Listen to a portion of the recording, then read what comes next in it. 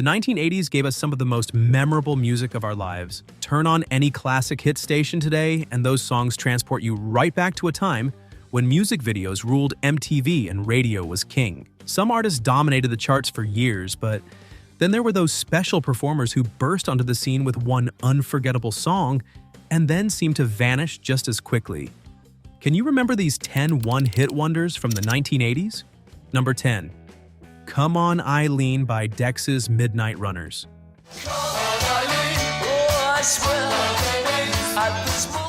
If there's one song that defines the term one-hit wonder for the entire decade, it's this one. Released in the summer of 1982 in the UK and early 1983 in the United States, this Celtic-infused pop anthem sounded completely different from everything else on the radio at the time.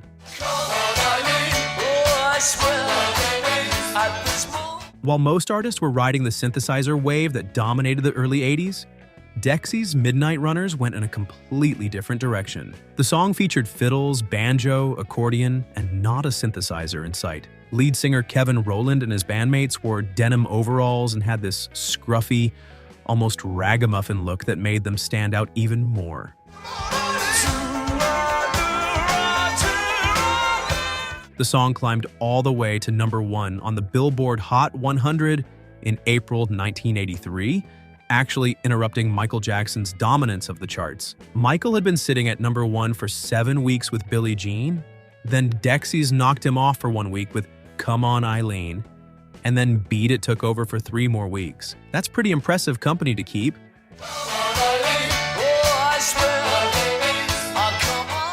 What made the song so special was its energy and that unforgettable chorus. The tempo changes throughout kept you on your toes, and that bridge section where everything slows down before speeding back up became iconic. Kevin Rowland wrote it based on memories from his teenage years growing up Catholic in England, capturing those feelings of young love and wanting to break free from a strict upbringing.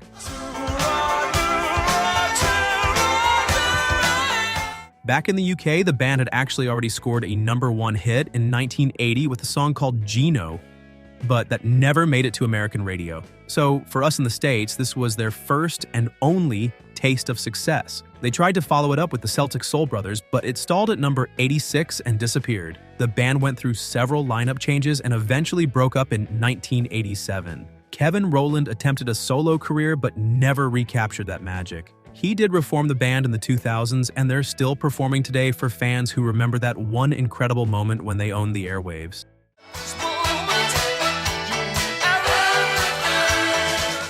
Number 9. 99 Luftballons by Nena.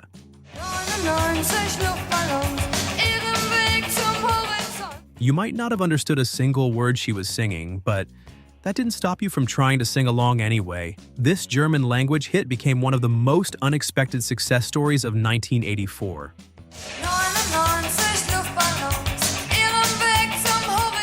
Nena, which was both the singer's stage name and the band's name, came from West Germany. Singer Gabriele Susanne Kerner and her bandmates recorded this new wave track about how a bunch of balloons floating across the border could be mistaken for an attack and trigger a nuclear war. Heavy subject matter wrapped in an incredibly catchy pop song.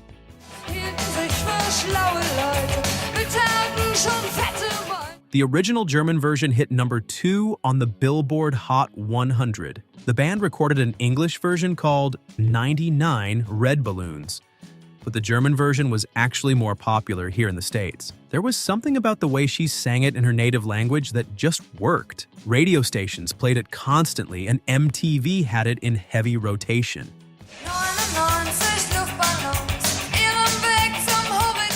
What's interesting is that Nena was already quite successful in Germany before this song crossed the Atlantic. After this became a worldwide hit, the band tried to break through with other songs, but nothing else connected with American audiences. The band split up in 1987, though Nena continued as a solo artist and became incredibly successful in German-speaking countries. She's actually sold over 25 million albums in her career, making her the most successful German pop singer in history. But here in America, she'll always be remembered for those 99 balloons floating away.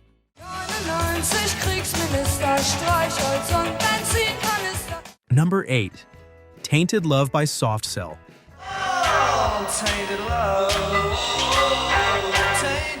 This synth-pop masterpiece became one of the defining sounds of the early 80s. Released in 1981, it spent an incredible 43 weeks on the Billboard charts, which set a Guinness World Record at the time for the longest consecutive stay on the US charts.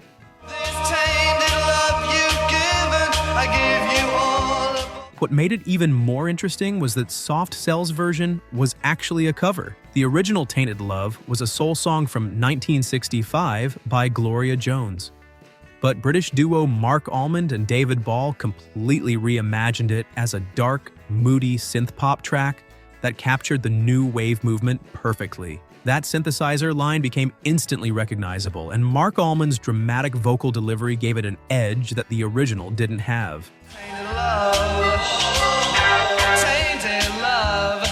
The song peaked at number 8 on the Billboard Hot 100, and it seemed like Soft Cell was going to be around for a while. They released several more singles in the UK and had moderate success there, but nothing else broke through in America. The duo only lasted until 1984 before calling it quits. Mark Almond went on to have a successful solo career, particularly in the UK, and even collaborated with other artists over the years. But whenever people think of Soft Cell, this is the song that immediately comes to mind.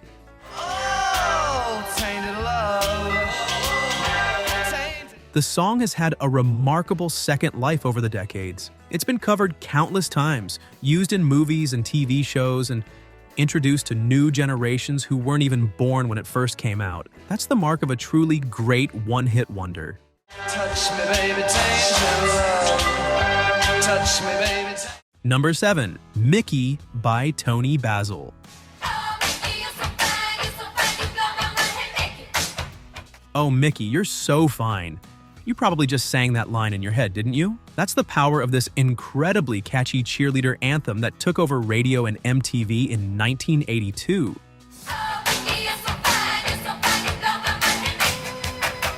Toni Basil wasn't just a singer. She was an accomplished choreographer and actress who'd been working in Hollywood since the 1960s. She choreographed several movies and appeared in the classic biker film Easy Rider back in 1969. But in 1981, she recorded this track and created one of the most memorable music videos of the early MTV era.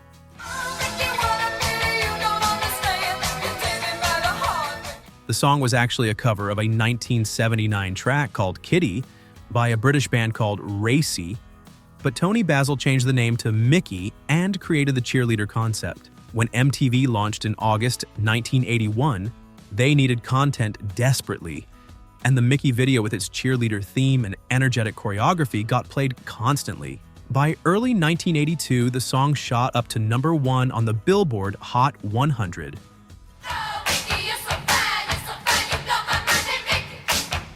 The thing is, the song actually works on a different level than you might think. If you listen carefully to the lyrics, it's not really a love song at all. It's actually about a girl who's frustrated with a guy who keeps playing games and won't commit. But the upbeat tempo and that infectious chorus made it sound happy, so it became a party anthem.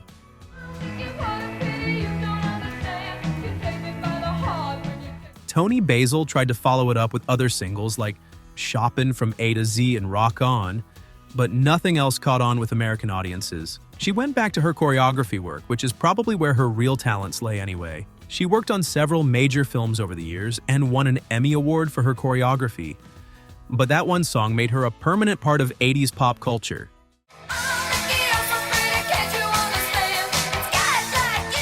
Number 6. Don't Worry, Be Happy by Bobby McFerrin. Don't worry, be happy. This was unlike anything else that ever topped the charts. Released in 1988, it became the first a cappella song to hit number 1 on the Billboard Hot 100. Just Bobby McFerrin's voice, no instruments whatsoever. Don't worry, be happy now.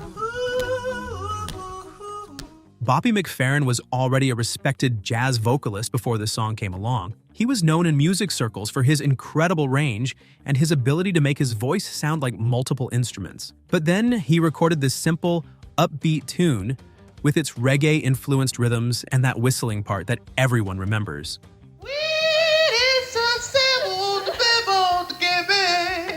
The song had this wonderful message of not letting life's problems get you down. At a time when the late 80s were pretty prosperous and people were feeling optimistic, it really resonated. The video featured Robin Williams and Bill Irwin, which helped it get even more attention. When the song displaced Sweet Child O' Mine by Guns N' Roses at number 1, it showed just how broad its appeal was. Look at me, I'm happy. At the 1989 Grammy Awards, Don't Worry Be Happy cleaned up. It won Song of the Year, Record of the Year, and Best Male Pop Vocal Performance. That's about as successful as a single can get. But despite all that recognition, Bobby McFerrin never had another song chart on the Billboard Hot 100.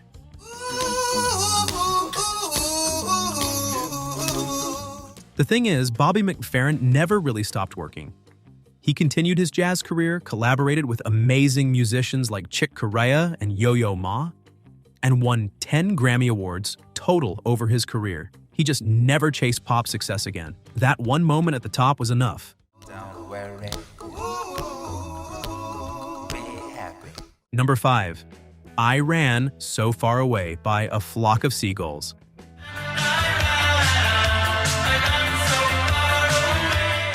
That hairstyle. You know the one. Lead singer Mike Score had this gravity-defying hairdo that became almost as famous as the song itself. But beneath that iconic look was actually a pretty sophisticated new wave track.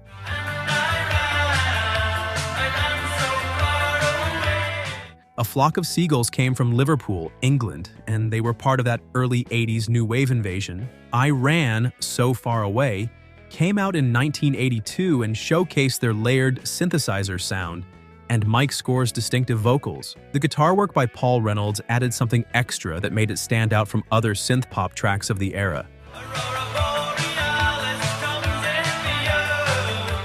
MTV absolutely loved the video, which featured the band in dramatic lighting with lots of space-age imagery. Between the hair, the visuals, and that synthesizer line that runs through the whole song, it became impossible to avoid. The song reached number 9 on the Billboard Hot 100 in the summer of 1982.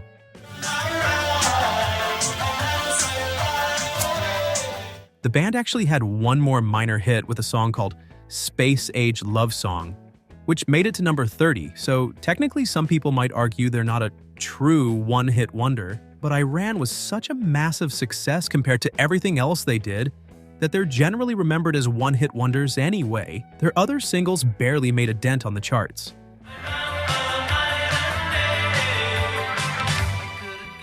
The band went through lineup changes, broke up, reformed, and Mike Score has kept various versions of A Flock of Seagulls going over the years. They're still out there performing for 80s nostalgia tours, and audiences still want to hear that one song that made them famous.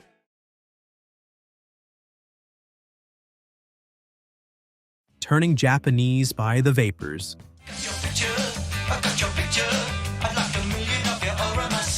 This quirky new wave track had people singing along and debating what it actually meant. Released in 1980, it became The Vapors' only significant American hit, peaking at number 36 on the Billboard Hot 100.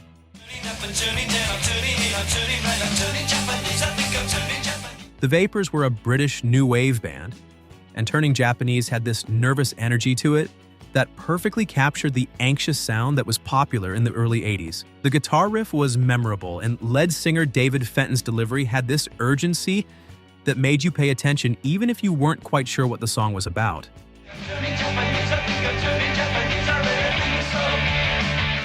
For years, people debated whether the song had some hidden meaning. Some thought it was about something inappropriate, but the band always insisted it was simply about being so infatuated with someone that you start taking on characteristics of their culture.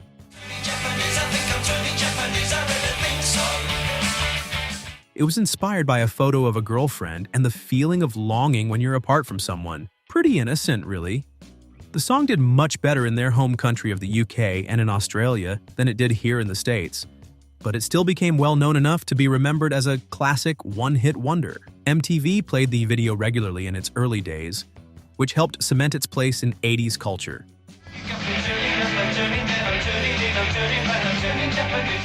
The Vapors broke up in 1981, just a year after their moment in the sun. They'd released 2 albums, but when success didn't continue, they decided to call it quits. Lead singer David Fenton went on to become a lawyer. The band did eventually reunite for some shows decades later, as many 80s bands have done, letting people relive that moment when turning Japanese was all over the radio.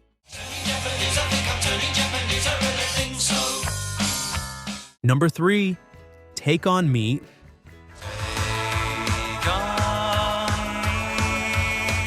That pencil sketch animated music video. The minute you hear this song, that's probably what comes to mind. Released in 1985, Take On Me became one of the most iconic songs and videos of the entire decade.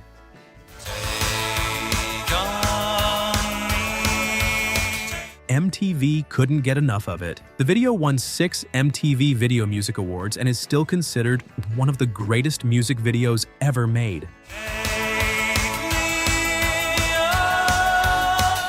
The song itself was pure 80s pop perfection. That synthesizer riff was instantly memorable, and lead singer Morten Harkett's voice could hit notes that seemed impossible. When he hit that high note in the chorus, it became one of those moments that defined the era. The song raced up the charts and hit number 1 on the Billboard Hot 100 in October 1985.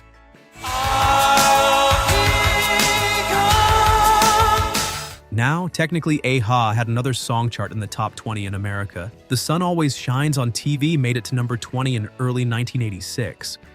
And they were absolutely huge in Europe for years afterward. But in America, they're remembered almost exclusively for Take On Me, which makes them a one-hit wonder in the minds of most Americans.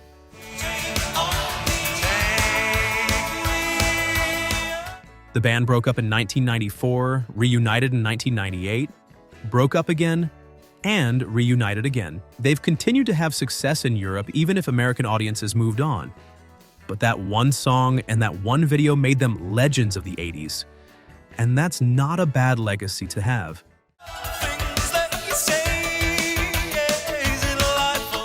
Number 2, Whip It by Devo. Now whip it into shape. Shape it up. Devo was influential in ways that went far beyond chart success. They were pioneers of new wave, their music videos were groundbreaking, and their visual style influenced countless artists who came after them. But as far as mainstream American success goes, they had one moment, and this was it. When a good time turns around, you must whip it. You will never live it down. Whip It came out in 1980 and became Devo's only top 20 hit, peaking at number 14 on the Billboard Hot 100. The band had been around since the early 70s, developing this concept of devolution and creating this whole aesthetic around it with their red energy dome hats and matching jumpsuits.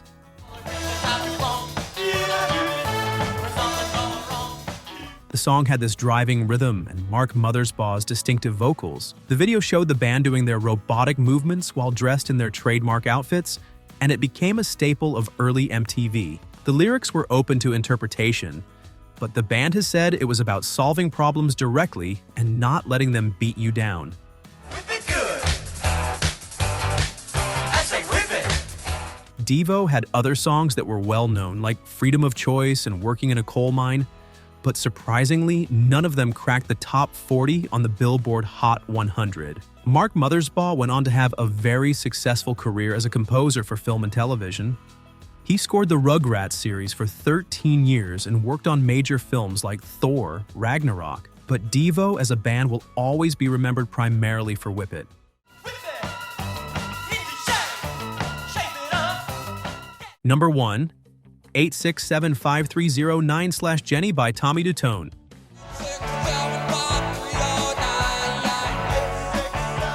Jenny, I got your number. We're ending with perhaps the most memorable phone number in pop music history. Released in late 1981 and hitting its peak in early 1982, this power pop track became Tommy Tutone's only major hit, reaching number 4 on the Billboard Hot 100.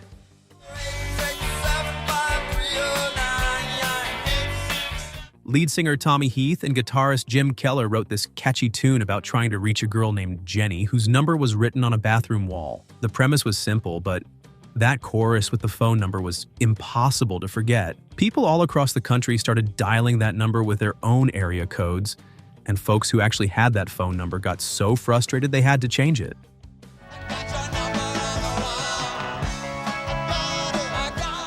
The song became a staple of early 80s rock radio.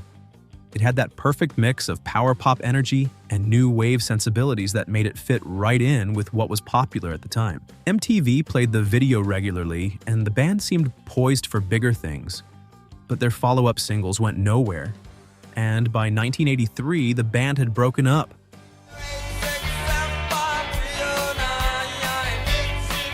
Tommy Heath, the lead singer, relocated to Portland and became a computer analyst and software engineer, though he still performs under the Tommy Tutone name when the opportunity arises. Jim Keller went on to become director of Philip Glass's publishing company and started his own publishing group. He also released several solo albums between 2009 and 2022.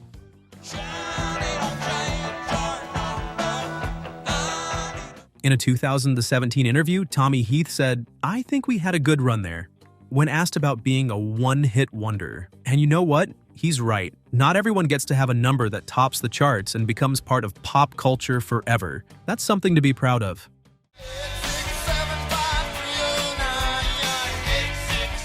These 10 songs represent just a fraction of the one-hit wonders that made the 80s so special. Each of these artists had their moment in the sun, and for that brief time, their songs were everywhere you went. Whether you were driving with the windows down, watching MTV, or listening to your favorite radio station, these songs became the soundtrack of our lives. The beauty of one-hit wonders is that they often end up being more memorable than songs from artists who had multiple hits. There's something pure about having that one perfect moment captured in a song that defined a time and place. These weren't calculated attempts at fame. They were lightning in a bottle, and we were lucky to experience them. If you enjoyed this trip down memory lane and remembering these classic one-hit wonders from the 80s, go ahead and hit that like button and subscribe to the channel for more nostalgic looks back at the music that defined our 80s generation. What other one-hit wonders from the 80s do you remember? Drop a comment below and let's keep the conversation going about the decade that gave us some of the most memorable music of all time.